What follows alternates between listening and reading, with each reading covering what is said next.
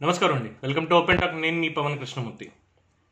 ఇది ప్రజల సమస్య లేక కేవలం కొంతమంది కార్మికుల సమస్య అనేది అర్థం కానటువంటి పరిస్థితి. అసలు ఆంధ్రులకి ఆరంభ శూరత్వం తప్పితే ఇప్పుడు పోరాటం చేసేటువంటి ఉద్దేశం అసలు లేదా? ప్రజలెవరికి ఈ సమస్య పట్ల అవగాహన కానీ బాధ్యత కానీ లేదా అనే ప్రశ్న సామాన్యులందరికీ కూడా వస్తుంది. అందరికీ వస్తుంది. కానీ ఎవరికి వాళ్ళు ప్రశ్నించుకుంటున్నాం, ఆలోచించుకుంటున్నాం తప్పితే దీని మీద ఒక కార్యాచరణ ఏంటి అనేది ఎక్కడ అర్థం కావట్లేదు. ఎందుకంటే ప్రస్తుతం మనం రాష్ట్రంగా ఒకటిగా కలిసి ఉన్నప్పటికీ రాజకీయంగా ప్రాంతాలుగా, కులాలుగా, మతాలుగా విడిపోయామన్నది అందరికీ తెలిసినటువంటిది.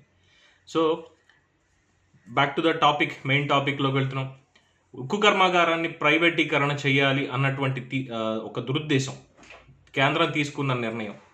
విశాఖలో ఇప్పుడు దానితోటి మరో ఉద్యమం మొదలైంది. కార్మిక మహా ఉక్కు సంగ్రామం మొదలైంది. కార్మికులందరూ రోడ్డు మీదకి వచ్చి ఇది ఏకపక్షంగా కేంద్ర ప్రభుత్వం తీసుకున్నటువంటి నిర్ణయం, ఖచ్చితంగా దీన్ని వ్యతిరేకించాల్సిందే అని చెప్పి, ప్రైవేటైజేషన్ చేస్తే ఊరుకునేది లేదు అని చెప్పి వాళ్ళు ఆందోళన చేస్తున్నారు. దీనికి అనేక పార్టీల నేతలు, ప్రజా సంఘాలు కూడా రోడ్డెక్కుతున్నాయి. ఉక్కు ఫ్యాక్టరీ కోసం ఉక్కు సంకల్పంతో ముందుకు కదలాలని నిర్ణయం తీసుకుంటున్నాయి.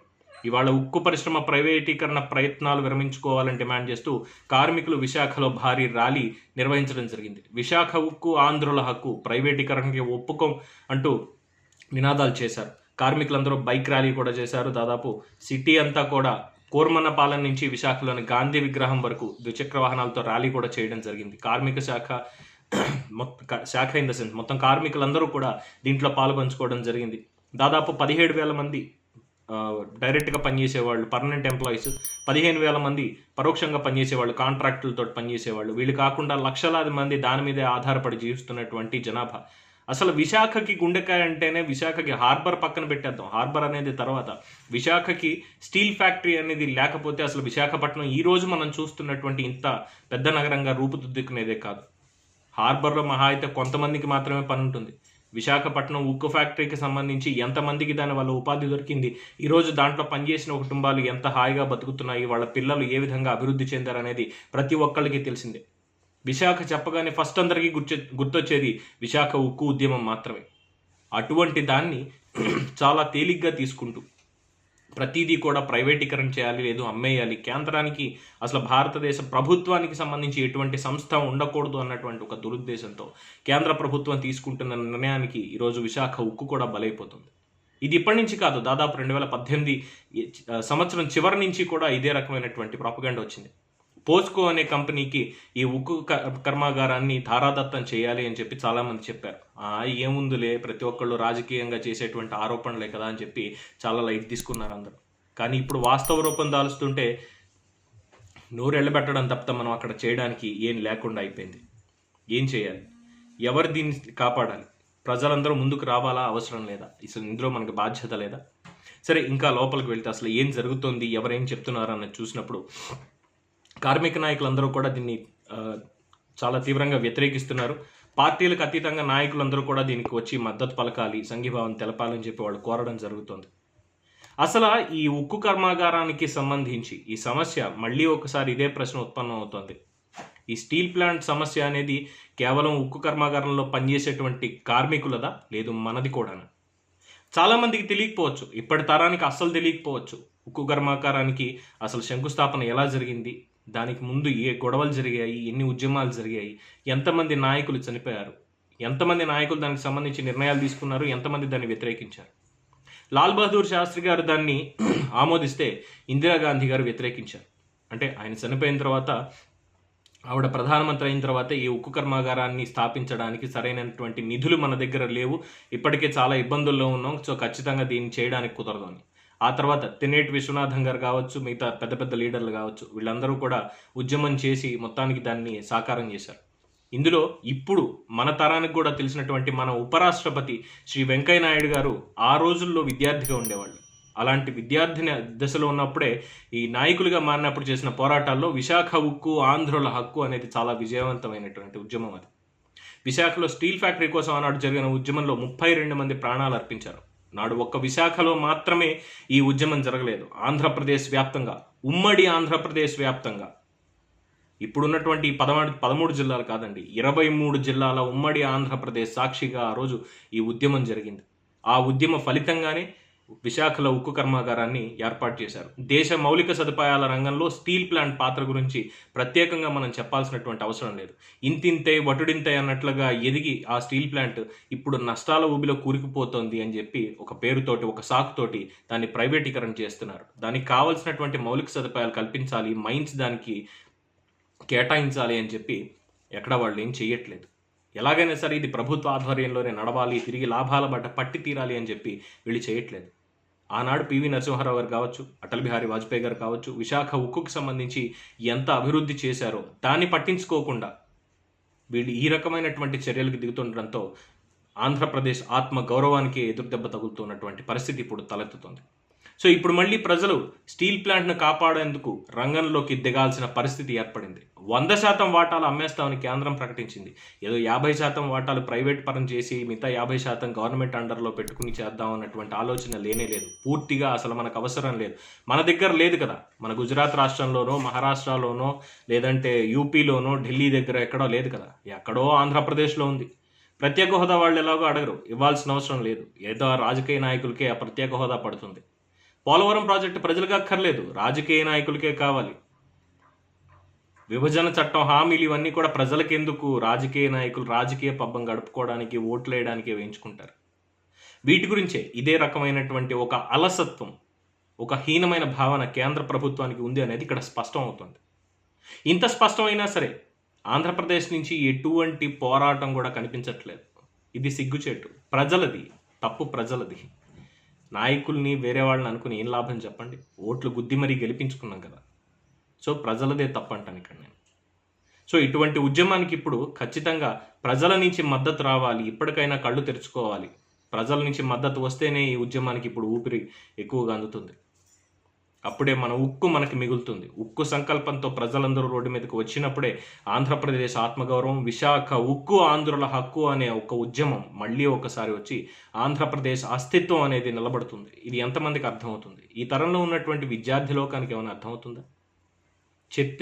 పెద్దలు చెప్తే ఏమైనా వినేటువంటి అవకాశాలు ఉంటాయా? ఎన్నికల్లో కావచ్చు, ఒక రాజకీయ నాయకుడుకున్న అభిమానంతో కావచ్చు, ర్యాలీలని అవన్నీ బైక్లు వేసుకుని తిరుగుతారు, బాగానే ఉంది. సినిమా హీరోలు ఫంక్షన్లు అంటే చేతులకు రక్తాలు వచ్చేలా కోసుకుని మరి వీర తిలకాలు దిద్దుతారు, పాలాభిషేకాలు చేస్తారు. అంతటి అభిమానం మన రాష్ట్ర ఆత్మగౌరవం మీద లేదా? మన రాష్ట్ర సంస్థల మీద లేదా? మన రాష్ట్రంలో ఉన్నటువంటి పరిశ్రమలు వీటి మీద లేదా? మనకి రాష్ట్రానికి రావాల్సినటువంటి వాటిని సాధించుకోవడానికి విద్యార్థుల్లో ఐకమత్యం లేదా? పార్టీల పరంగా, కులాల పరంగా విడిపోవాలా? కాస్త ఆలోచించలేమా? చదువుకుంటున్నాం కదా, విజ్ఞత తెలుసు కదా, వివేకం ఉంది కదా. ఎందుకు ఈ అలసత్వం? కేవలం ఎవరో ఒకళ్ళో ఇద్దరో నేతలు దీని మీద స్పందించడం. మరి ఉత్తరాంధ్ర నేతలందరూ ఏం చేస్తున్నారు? దాదాపు ఈ సమస్య ఎలా అయిపోయిందంటే దీనికి మళ్ళీ ఒక పాత ఎగ్జాంపుల్ కూడా చెప్పుకోవాల్సి వస్తుంది. రాష్ట్ర రాజధాని అమరావతిని కేవలం 29 గ్రామాల సమస్య అన్నట్టుగా వాళ్ళు చూడడం జరిగింది. వాళ్ళు చేస్తున్నటువంటి పోరాటం చూస్తుంటే అది రాష్ట్ర సమస్య కాదు, కేవలం ఆ గ్రామాలు, ఆ 29 గ్రామాల సమస్య అన్నట్టుగా ఉంది. 420 రోజుల నుంచి వాళ్ళు అక్కడ ఉద్యమాలు చేస్తున్నారు. రాజకీయ నాయకులు సంఘీభావం ప్రకటిస్తారు, కొంతమంది వెళ్ళి. కొన్ని పార్టీలు కేవలం అమరావతి రాజధానిగా ఉండాలి రాష్ట్ర వ్యాప్తంగా అని చెప్పి ఉద్యమాలు చేస్తాయి, బాగానే ఉంది అక్కడ వరకు. కానీ మిగతా వాళ్ళు ఏం చేస్తున్నారు? ఆంధ్రప్రదేశ్ అంటే ఇంకేం లేదా? అమరావతి అనేది రాజధానికి అవసరం లేదా?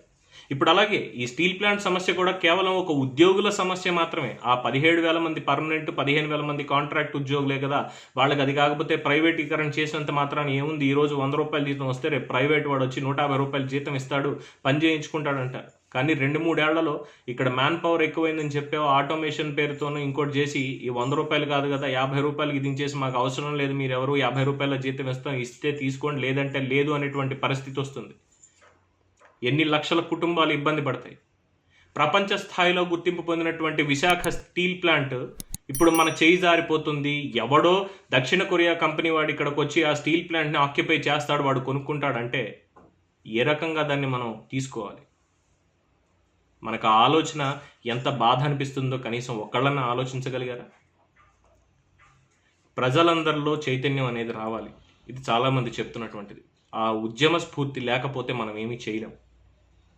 కాసు బ్రహ్మానంద రెడ్డి గారు ఇదే స్టీల్ ప్లాంట్కి సంబంధించి ఆనాడు చెప్పారు, ఆంధ్రుడు ఉద్యమాలు చేయకపోతే ఏది సాధించుకోలేడు, ఉద్యమాలు చేస్తేనే వాడికి మనుగడ అని చెప్పి ఆంధ్రుల గురించి చెప్పారు. తెలంగాణ వాళ్ళు ఒకప్పుడు ఆంధ్రులే, ఆంధ్రప్రదేశ్ ఉమ్మడి రాష్ట్రంలో ఉన్న వాళ్ళమే. తెలంగాణ ఉద్యమం ఎంత స్థాయిలో జరిగింది, సమైక్యాంధ్ర ఉద్యమం ఎంత స్థాయిలో జరిగింది. సరే సమైక్యాంధ్ర వదిలేద్దాం, 2 రాష్ట్రాలుగా విడిపోయాం, అన్నదమ్ముల్లా కలిసి ఉందాం అనుకుందాం. ఆంధ్రప్రదేశ్కి ప్రత్యేక హోదా రావాలి, లేదు ప్రత్యేక ప్యాకేజ్ స్పష్టంగా అమలు చేయాలి, విభజన హామీలన్నీ అమలు చేయాలి అని చెప్పి పోరాటాలు చేస్తే ఎంతమంది వచ్చారు, ఎంతమంది దీనికి సంబంధించి కేంద్రం ఎదుర్కొన్న పోరాడారు. ప్రతిపక్ష నేతలా ఊసలేదు, ఏమన్నా అంటే మాకు అధికారం ఇచ్చేస్తే మేము చేస్తాం. అధికారం ఇచ్చారుగా జగన్మోహన్ రెడ్డి గారికి, ఇప్పుడు ఏం చేస్తున్నారు? ఏమీ లేదు. అసలు ఈ విశాఖ ఉక్కు గురించి ఒక్క మాట కూడా ముఖ్యమంత్రి గారి నుంచి మాట్లాడలే. ముఖ్యమంత్రి అంటే రాష్ట్ర నాయకుడు, మరి ఆయన ఎందుకు మాట్లాడలేదు? ప్రజలు ఓట్లేసి గెలిపించారు, 51% ఓట్లు మాకు వచ్చాయన్నారు కదా, ఎందుకు మాట్లాడలేదు? వైసీపీ నేతలేమో మైక్ ముందు మాట్లాడమంటే మాత్రం మాట్లాడరు, మైక్ వెనకాల మాత్రం ఇంతకంటే దరిద్రమైనటువంటి హీనత ఇంకొకటి లేదు ఆంధ్రప్రదేశ్ కంటూ మాట్లాడుకుంటారు. ఎందుకంత భయం? కేంద్రం ఏమైనా చేస్తుందనా, లేదు జగన్మోహన్ రెడ్డి గారు ఏమైనా అంటారనా? ఉత్తరాంధ్రకు సంబంధించి అసలు నేతలే లేరా? కేవలం రామ్మోహన్ నాయుడు ఒక్కడే ఉన్నాడా దీని మీద స్పందించడానికి? రాజకీయంగా అంత అనుభవం లేని రామ్మోహన్ నాయుడే కేంద్రాన్ని ఎదిరించి ఇది మీరు చేస్తున్నటువంటిది తప్పు అని చెప్పి లేఖ రాశాడు, తప్పుబడుతూ. ఆ లేఖలో ఉన్న సారాంశం కూడా ఒకసారి చూసుకుంటే కనీసం దాని నుంచన్నా మనకి చైతన్యం వస్తుందేమో చూసుకుందాం. Visakhapatnam steel plant BSP Rashtriya Ispat Nigam limited RINL ప్రైవేటీకరణపై కేంద్ర కేబినెట్ తీసుకున్న నిర్ణయం, దీన్ని నేను తీవ్రంగా వ్యతిరేకిస్తున్నాను. దీన్ని నిర్మలా సీతారామన్ గారికి నేను తెలియజేస్తున్నాను ఈ లేఖ ద్వారా, యావత్ ఉత్తరాంధ్ర ప్రజల తరఫున, పూర్తిగా ఆంధ్రప్రదేశ్ రాష్ట్ర ప్రజల తరఫున. విశాఖ స్టీల్ ప్లాంట్ యావత్ దేశంలో ప్రసిద్ధమైనది, భారతీయులంతా గర్వించే భారీ పరిశ్రమ. దీన్ని ప్రైవేట్ సంస్థలకు అమ్మడం సరికాదు. ఈ నిర్ణయాన్ని వెంటనే వెనక్కి తీసుకోవాలి. 1966 తర్వాత దశాబ్ద కాలం పాటు విశాఖ ఉక్కు ఆంధ్రుల హక్కు అనే నినాదంతో తెలుగు ప్రజలు సుదీర్ఘ పోరాటం చేశారు. వేలాది విద్యార్థులు తమ విలువైన విద్యా సంవత్సరాన్ని కోల్పోయి 32 మంది తమ ప్రాణాలను అర్పించి సాధించుకున్న హక్కు ఇది. బీఎస్పీని నిర్మించడానికి 64 గ్రామాల ప్రజలు వారి ఇళ్లను ఖాళీ చేసి 22,000 ఎకరాల భూమిని త్యాగం చేశారు. కేవలం కొంతకాలంగా నష్టాలను చవి చూస్తోంది అన్న సాకుతో కేంద్రం ఈ నిర్ణయం తీసుకోవడం ఉచితం కాదు. సొంత గనులు లేకపోవడం వల్ల, సుదూర ప్రాంతాల నుండి ముడిసరుకులు తెచ్చుకోవడం వల్ల ఉత్పత్తి వ్యయం పెరిగిందని, కర్మాగార విస్తరణ పనులకు ఇటీవల చేసిన అప్పుల కారణంగా వడ్డీ భారం పెరగడం లాంటి కారణాలు కూడా నష్టాలకు కారణమే. ఇటీవల చేసిన అప్పుల కారణంగా వడ్డీ భారం పెరగడం, దేశవ్యాప్తంగా డిమాండ్ లేకపోవడం వలన ఆశించిన అమ్మకాలు జరగడం లేదు. దీంతో దేశంలోని మిగతా స్టీల్ ప్లాంట్తో కూడా ఇదే పరిస్థితిగా ఉంది. అన్ని SAIL యూనిట్లో ప్రభుత్వ పెట్టుబడి ఈక్విటీ రూపంలో ఉంటే, విశాఖపట్నం స్టీల్ ప్లాంట్లో మాత్రం పెద్ద మొత్తాన్ని లోన్ మరియు ప్రిఫరెన్షియల్ షేర్లుగా ఇచ్చారు. దీని కారణంగానే RINL VSP ఉత్పత్తి ప్రారంభించే సమయానికే నష్టాల్లో ఉండడం జరిగింది. ఈ చరిత్ర ఎంతమందికి తెలుసు? SAIL మరియు టిస్కో ఆధ్వర్యంలో ఉన్నటువంటి ఇతర ఉక్కు కర్మాగారాలకు క్యాప్టివ్ ఇనుప ఖనిజ గనులు కేటాయించబడ్డాయి. కానీ BSP RINLకి మాత్రం ఇప్పటి వరకు క్యాప్టివ్ ఇనుప ఖనిజ గనులు లేవు. కేవలం ఇనుప ఖనిజం సేకరణ మీదే సంవత్సరానికి 800 నుంచి 1000 కోట్ల రూపాయలు ఈ విశాఖపట్నం స్టీల్ ప్లాంట్ ఖర్చు చేయడం వలన లాభాలు లేకుండా పోయింది. లాభాలు తగ్గుతున్నాయి. మన రాష్ట్రంలో ఉన్న పరిశ్రమలకు ఎందుకు ఈ సవతి తల్లి ప్రేమను చూపిస్తున్నారు? నేను రాస్తున్నటువంటి ఈ అభ్యర్థన గురించి ఏం ఆలోచిస్తారు మీరు అని చెప్పి రామ్మోహన్ నాయుడు అందులో చెప్పారు. విశాఖ ఉక్కులో 17,000 మంది పర్మనెంట్ ఉద్యోగులతో పాటు 15,000 మంది కాంట్రాక్ట్ ఉద్యోగులు పనిచేస్తున్నారని, ప్రైవేటు వల్ల వీళ్ళ ఉద్యోగాలకు, కుటుంబాల భవిష్యత్తుకు తీరని నష్టం కలుగుతుందని ఆయన లేఖలో రాశారు. అరే, ఒక కొత్తగా వచ్చినటువంటి ఎంపీ, రెండోసారి ఎన్నికైనటువంటి ఎంపీకే ఇంత బాధ్యత ఉండి ఉత్తరాంధ్రకి సంబంధించి వీళ్ళు ఇలా చేస్తుంటే మరి మిగతా వాళ్ళందరూ ఏమయ్యారు? 28 మంది ఎంపీలు ఉన్నటువంటి ఈ ప్రభుత్వం ఎందుకు కేంద్ర ప్రభుత్వాన్ని కనీసం అక్కడ ఒక మాట కూడా అనలేకపోతుంది? ఎందుకు నిలదీయలేకపోతుంది? ఏ భయమా? ఏమైనా చేస్తారా? రాష్ట్రాన్ని ఏం చేయగలరు? మహా అయితే ప్రాణాలు తీస్తారా? ఎంతమంది ప్రాణాలు తీస్తారు? ఢిల్లీలో రైతు ఉద్యమంలాగా మనం కూడా ఇక్కడ ఒక ఉద్యమం మొదలు పెడితే ఏమవుతుంది? విశాఖ ఉక్కు మనది కాదా? దీనికి మళ్ళీ కొంతమంది నేతలు 2 నాలుకల ధోరణిలో మాట్లాడతారు. ఆంధ్రులకు అన్యాయం జరగకూడదు, కానీ విశాఖపట్నం స్టీల్ ప్లాంట్ అమ్మకం ప్రైవేటీకరణ చేయడం అనేది చాలా మంచి పని. దీనికి కేంద్ర మాజీ మంత్రి అలాగే ప్రస్తుత రాజ్యసభ ఎంపీ సుజనా చౌదరి గారు దీన్ని పూర్తిగా సమర్థిస్తూ మాట్లాడారు. ఎందుకు సార్? షేర్ హోల్డర్లకి లాభాలు తెచ్చిపెట్టడం కోసమే. షేర్ హోల్డర్లకి లాభాలు రావాలంటే పూర్తిగా ప్రభుత్వ సంస్థ అయినటువంటి ఈ విశాఖ ఉక్కు కర్మాగారానికి గనులు కేటాయించాలి. ముడి సరుకుని ఎక్కడి నుంచో కొంటూ దాని ద్వారా నష్టాన్ని తెచ్చుకుంటున్న దానికి గనులు కేటాయించాలి. మిగతా వాళ్ళకి అందరికీ గనులు కేటాయింపులు ఇవన్నీ చేస్తూ దాంట్లో అక్రమాలు జరిగాయి, అవి జరిగాయి, ఇవి జరిగాయి అని చెప్పి కేసులు పెట్టి ఇవన్నీ చేస్తూ ఉంటారు కదా. ఆ మాత్రం ప్రభుత్వ సంస్థకి గనులు కేటాయించుకోలేకుండా ఉందిరా కేంద్ర ప్రభుత్వం? ఎందుకు ఈ సవతి తల్లి ప్రేమ? ఆంధ్రప్రదేశ్ అంటే ఎప్పటికీ కిట్టదా? ఈ విశాఖ ఉక్కు కర్మాగారానికి సంబంధించి ఇప్పటికైనా సరే ఆంధ్రప్రదేశ్ యువత, మహిళలు మొత్తం అందరూ కూడా, ఆంధ్రప్రదేశ్ ప్రజానికం అంతా కూడా కళ్ళు తెరుచుకోకపోతే ఇక ఆంధ్రప్రదేశ్ రాష్ట్రంలో ఇటువంటి సంస్థలు ఏవీ ఉండవు, ఖచ్చితంగా ఉండవు. ఇది రాసి పెట్టుకోవాల్సినటువంటి నిజం. ఇది ఎవరి మీదో ద్వేషంతోనో లేదో ఎవరి మీద కోపంతోనో చెప్పేటువంటి మాట ఖచ్చితంగా కాదండి. చూస్తున్నటువంటి ఈ సంఘటనలు ఇవన్నీ జరుగుతూ ఉంటే మనం చూసినటువంటి వాటివి. ఎందుకంటే ఇప్పుడున్నటువంటి ప్రభుత్వం, ఇప్పుడున్నటువంటి బీజేపీ గత బీజేపీ కాదు, ఖచ్చితంగా చెప్పుకోవచ్చు. ఎందుకంటే వాజ్పేయి గారి ప్రభుత్వాన్ని ఆదర్శంగా తీసుకోవాలని చెప్తున్నా కూడా వీళ్ళు వినట్లేదు. అప్పుడు కూడా దాదాపు 2000 సంవత్సరంలో ఈ బీఎస్పీ ప్రైవేటీకరణకు తీసుకొస్తే అప్పుడు కూడా దీన్ని ఇలాగే పోరాటం చేసి వెనక్కి తగ్గించారు. అప్పుడున్నటువంటి అటల్ బిహారీ వాజ్పేయి గారు బీఎస్పీ ఆర్థిక పరిస్థితిని పునరుద్ధరించడానికి వ్యక్తిగతంగా ఆయన ఆసక్తి తీసుకుని ఇప్పుడు ఉన్నటువంటి ఈ లోన్లు ఇవన్నీ కూడా ఈక్విటీల కింద మార్చడంతో అప్పుడు లాభాల బాటలోకి పడింది. ఇప్పుడు మళ్ళీ ముడి ఖనిజాలు ఇవన్నీ దొరకక బయట పక్క నుంచి కొనుక్కుంటూ తీసుకొచ్చేసరికి ట్రాన్స్పోర్ట్ ఇవన్నీ కలిపి ఒక 3,000 కోట్ల నష్టాలు ఉన్నాయి. 3,000 కోట్ల నష్టానికి దీన్ని తీసుకెళ్లి ప్రైవేటీకరణ చేసేస్తారా? ఎన్ని వేల కోట్ల నష్టాలు భరిస్తున్నారు సార్? ఎన్ని బ్యాంకుల నుంచి తీరని అప్పులు అంటూ ఎన్ని లక్షల కోట్ల రూపాయలని ఇప్పటిదాకా మాఫీ చేశారు. ఇదేది కనిపించదా? ఆంధ్రులకి సిగ్గు, అభిమానం, చీము నెత్తురు లాంటివి ఏమన్నా ఉంటే ఖచ్చితంగా కేంద్ర ప్రభుత్వాన్ని, రాష్ట్రంలో ఉన్నటువంటి ప్రభుత్వాన్ని కూడా దీని మీద నిలదీయాలి. ఎందుకు మాట్లాడట్లేదు ముఖ్యమంత్రి గారు, దీన్ని ఎందుకు వ్యతిరేకించట్లేదు అని చెప్పి ప్రతి ఒక్కళ్ళు నిలదీయాలి.